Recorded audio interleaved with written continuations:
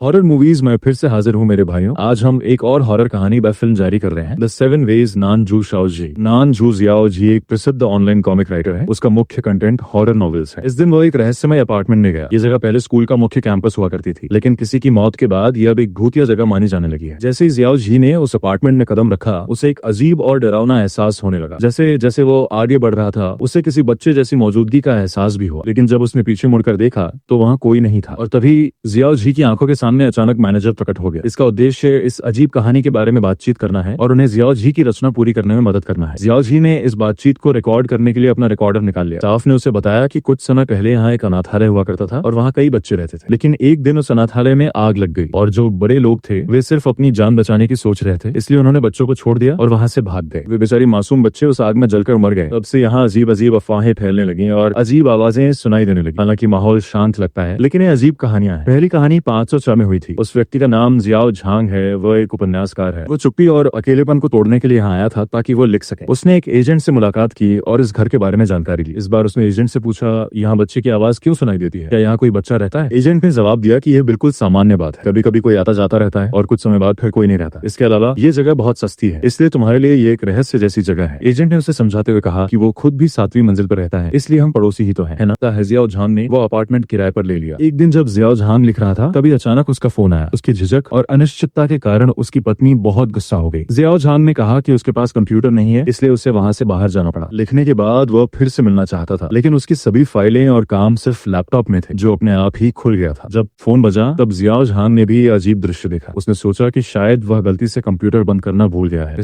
Xiao Jhang के सिर में बहुत तेज दर्द होने लगा, इसलिए वह दवा की दुकान पर गया और सिर दर्द की दवा खरीदने लगा। एक लड़की ने उसका गर्मजोशी से स्वागत किया और एक हैंडसम युवक जूते खरीदने और सफाई से जुड़ा काम कर रहा था। तीनों ने एक दूसरे का अभिवादन किया और जियाओ झांग ने सामान लेकर वापस अपार्टमेंट लौट आया। उस समय टेबल पर अभी भी लैपटॉप रखा हुआ था। जियाओ झांग पे ड्रिंक लेने की तैयारी कर रहा था। जब वो वापस आया तो टेबल पर रखा लैपटॉप गायब था। ये बहुत अजीब था। क्या ये किसी इंसान का काम था? जियाओ झांग कुछ समझ पाता उससे पहले ही उसे बच्चों की हंसी सुनाई दी। वह दरवाजे के पास गया और काफी देर तक सोचता रहा। अचानक दरवाजा अपने आप खुल गया और जियाओ झांग ने बाहर से अंदर झांका। उसे वहाँ एक जली हुई सफेद जूती शू दिखाई दी। ऐसा लग रहा था जैसे वह किसी बच्चे की हो। उस पर एक नाम भी लिखा हुआ था। इसी बीच जियाओ झांग कुछ सोच ही रहा था कि अचानक बाहर कुछ गिर पड़ा और एक बच्चा उसके पास से भागता हुआ निकल गया। जियाओ झांग ने देखा कि उसका नोटबुक टूट गया था। वो गुस्से में आ गया और दरवाजे की ओर दौड़ा उस बच्चे को पकड़ने के लिए, लेकिन जब वो